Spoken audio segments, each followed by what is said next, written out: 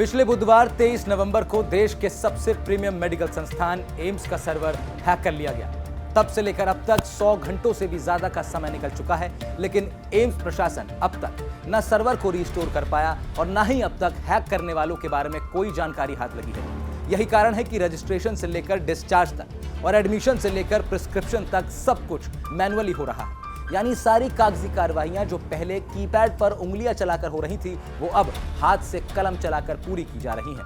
स्वाभाविक है, हर डिपार्टमेंट को काम पूरा करने में समय तो लगेगा ही, लेकिन समय सर्वर को रिस्टोर करने में भी लग रहा है। और ऐसे में सबसे बड़ा सवाल यह है कि भारत की साइबर सुरक्षा कितनी मजबूत है। हालांकि इस सवाल का जवाब ढूंढने के लिए बहुत ज्यादा मगजमारी करने की अब जरूरत नहीं है, क्योंकि जब देश का सबसे प्रतिष्ठित अस्पताल ही लाचार हालत में बेसहारा पड़ा हो, तो और कहीं से क्या उम्मीद रखी जाएगी। अब आपको दो हिस्सों में बताते हैं कि अब तक क्या कुछ हुआ है। पहले जान लीजिए नुकसान का हिसाब। पिछले 7 दिनों से all India institute of medical sciences यानी एम्स के सर्वर को हैक करके रखा हुआ है। हैक किसने किया, इसकी जानकारी अभी तक नहीं है। हैक करने वाले ने एम्स प्रशासन से क्रिप्टो करेंसी में 200 करोड़ रुपए की मांग की। ये एक रैंसम हैक अटैक है। इसका मतलब है फिरौती मांगने के मकसद से किया गया है। ये बताया जा रहा है कि 3 से 4 करोड़ मरीजों का डेटा हैक कर लिया गया है।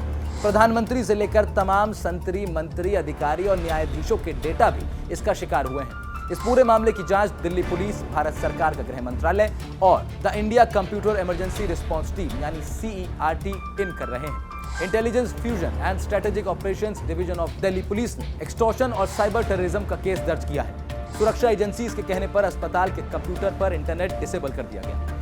हालांकि अब सुरक्षित बचा ही क्या है, इसका जवाब भी अभी सरकार की ओर से आना बाकी है। तो ये तो हमने आपको बताई क्या कुछ गड़बड़ हुआ की बात। अब आपको बताते हैं कि अब तक इलाज कितना हो चुका है।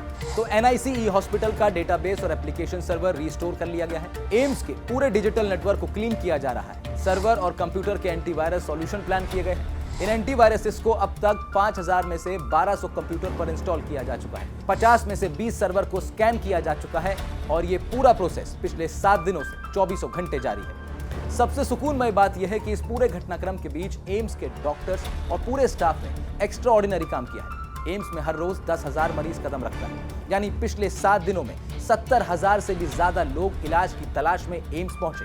अंदाजा लगाया जा सकता है कि बिना इंटरनेट एक्सेस और बिना डेटा के इतने लोगों का इलाज करना कितना बड़ा टास्क रहा होगा। We really need to be thankful towards doctors and whole of the staff of All India Institute of Medical Sciences। लेकिन इन सबसे बड़ी चुनौती यह है कि 21वीं सदी के तीसरे दशक में भारत डिजिटल की जिस क्रांति का परिचायक है, उसमें भारत की प्रभुता, अखंडता और सुरक्षा को कैसे सुनिश्चित किया जाएगा।